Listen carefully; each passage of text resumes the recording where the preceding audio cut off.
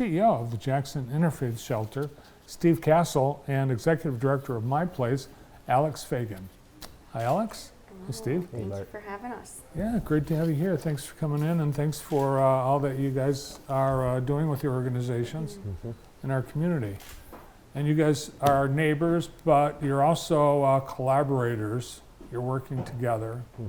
And today you're here to tell us about something pretty exciting, a grant that you're sharing in. Yeah, so we were very blessed. Last September, Jackson Interfaith Shelter took the lead, partnering with My Place, the Welcome Home organization, and Altering Outcomes to collaboratively go on a grant together. It's a State of Michigan Labor and Economic Opportunity. And typically, so we submitted in September. They said typically they get 100 applicants. And then after a little while, they said, we actually got over 1,000 applicants this year. So we were supposed to find out in November. And then they pushed it back to December, moved it back to January, moved it back to February because they had so many applicants. So we then were notified out of the 1,000 applicants, we were the top 3 in the whole state to get selected. So got $2 million collaborative grant that we're going in together on. That's going to be a catalyst for some really big things that's going to help our community. So, yeah. That's amazing. When you look at all the obviously worthwhile organizations that are getting grants, but of smaller dollar amounts, what was it about your organization, your proposal that the Department of Leo liked so much? Yeah, I think, going in together collaboratively, I think they appreciate it. And what we really try to show is that we're working together on these things. We're not trying to reinvent the wheel, and if there's somebody else in our community doing it well that has a similar mission and heart, we're going to do it together. And so at Interfaith Shelter specifically, we have over 700 people a year that stay every year, which is just such a vast array of needs. And so we really rely on community partners that are the experts to help in a lot of these different areas. And so, My Place is hitting a very specific niche for, at this point, girls that are under the age that can stay at the shelter alone because some of them are under 18. Altering Outcomes is doing job fairs every single week at the shelter and hiring people left and right that's transforming their lives. And then Welcome Home is developing 24/7 childcare, which is a huge need for a lot of the people staying in the shelter. And so it really just ticked all those boxes that meet a lot of the needs that were barriers currently in the community. So I think that just stood out. Not only that we were doing it together, but we were actually hitting on a lot of the big things that are being identified as barriers to people moving forward. Makes sense. Hitting a lot of issues and teaming up. My Place is a newer organization in the community. Alex, perhaps there's viewers aren't familiar. Tell us a little bit about what My Place does. Yeah, so we just had our 3-year anniversary. Happy anniversary. Thank you. We we rent from Interfaith, so they've just been so wonderfully supportive since the beginning. So we're excited to continue that collaboration. But we serve young people ages 16 to 21 that are aging out of foster care or otherwise facing homelessness. We currently have a home for young women, and we're working to expand, so we'll be able to serve all youth. But while they're in our home, our people really are our program, right? I mean, the young people that we are working with haven't had the family support that a lot of people get to have, and so our loving staff provides that safe space for them, reparents them in a lot of ways, and then we also make sure we connect them with holistic services to help them succeed and work towards independence. And you've rescued some from human trafficking. So some of the young people we've served have been trafficked before, yes, but our ultimate mission is to prevent that. So the population we serve is the most likely to be trafficked. And so yes, some have experienced it, but our hope is that we've prevented a lot of it as well. So. Great. You're also collaborating on a hopefully first annual event that's called Empty Bowls, and that is happening a week from Friday. What is Empty Bowls? Yes, so Empty Bowls was first started by the Eastern Market in 1990 as a fundraiser for homelessness, and they encourage other nonprofits to model that successful fundraiser. So My Place and the Interfaith Shelter are teaming up to host our first annual Empty Bowls, and it'll be really exciting. We have our own spin on it, so we will have tastings of some of the most popular dishes at amazing Jackson County restaurants. So we have a lot of restaurant sponsors coming in and donating their time and their good food. We'll also have coffee. We'll have some specialty lemonade, as well as some wine tastings, live music, and people will be able to buy gift cards to restaurants if they'd like, or full-size drinks if they would like. And so it'll just be a really fun time. We'll be at Art 634 from 5 p.m. to 9 p.m. next Friday the 17th. And so people can come out and have a wonderful night out and also help some great causes in the community.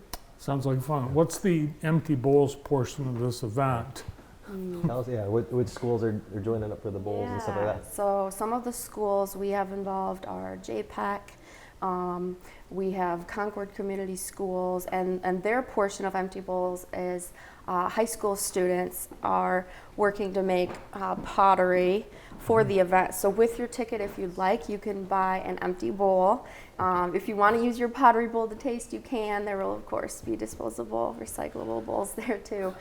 So there's that art piece, and it's kind of an ode to soup kitchens per se, right? And just showing how we can gather as a community and support those that are less fortunate. All right. Yeah, and I always appreciate events like this because, the nature of this kind of work, it really is, for Interfaith Shelter, we're celebrating our 50th year this year. And 50 years? 50 years. This is our, and it's really since day one, it's been the community coming together, individuals, churches, businesses. So events like this, and the block party that we'll be doing this August, it really just tries to expose people at different levels, because homelessness is kind of sometimes this mysterious thing or scary thing, or just it's a very emotion based. But sometimes the first dipping your toe into helping is coming to a thing like Empty Bowls and just learning a little bit about it. There's some funds that help the organizations, but some of it just getting people to come together, enjoy one another, reduce stigma. Ends up opening up other doors later. And so I love just doing the collaborative events where high school kids can learn a little bit, businesses can give back in different ways, and I'm looking forward to it. And I like how you have made a point of emphasizing how we are defining and identifying things like homelessness. Yep. Because now in downtown Jackson, the Chamber of Commerce has done some extensive research, and they're using the term panhandlers for people who previously were called homeless. Yep. Because the reality is they're panhandlers. Right. Right. There's a distinction, yeah. And I appreciate the work into that, because if you really want to target care, it's important to get people on the same page about definitions, and so I appreciate the work they're doing to compassionately come alongside people, but also educate people of if someone is truly homeless or if somebody does have a place or they don't. And so I think it's a worthwhile thing so we can care for our community's most vulnerable. And we all want to help people that are in need, Absolutely. obviously, but we don't at times know what to do. Right. So Yep. now this event, will it be featuring any food from My Bakery? Yes, so My Bakery will also be there. They'll have samples as well as full desserts people can buy. Oh goodness, it's too good. It's dangerous working for my place. All right, community service. As part of your collaboration, you have something called Community Center Service. Tell us about the services in your community center. Yeah, so this ties into the collaborative grant, and so the focus of the $2 million that we're all kind of divvying up. So Interfaith Shelter is actually focused on creating a new shelter just for families. So our current facility would just be for single men and women, and anyone with children would then be in a completely separate space. We're looking to probably be right on our current property with a little bit of open land that we were able to purchase a few years ago. We're in very initial conversations with architects just to map that out. My Place is going to be expanding and opening their first home for boys. So that's their focus. Welcome Home organization. It's for them to continue to expand their 24/7 childcare. And Altering Outcomes, it's to create a facility that's going to be transitional housing for employed folks. So 30 to 50 beds where someone could join a 2-year program while they're employed to really just get back on their feet, save up money, rebuild their credit, work on transportation issues. So there's that wraparound supportive services for very cheap rent. that would be located very close to Interfaith Shelter as well. So that's the services that kind of each of our organizations are working on together. And we're all located very close to each other, so kind of developing that community right in the same space. Mhm. Yeah, and you rent, My Place rents Yep. from Yes. Interfaith Shelter. What about the transitional housing for young men and boys? Where are they going to go? So on the same campus, right in the same area. So we're renovating a home next door, also renting that from Interfaith. And so we're really hoping to open between fall and early 2025. So that's just an exciting venture because the need is just as great for young men in preventing homelessness and human trafficking.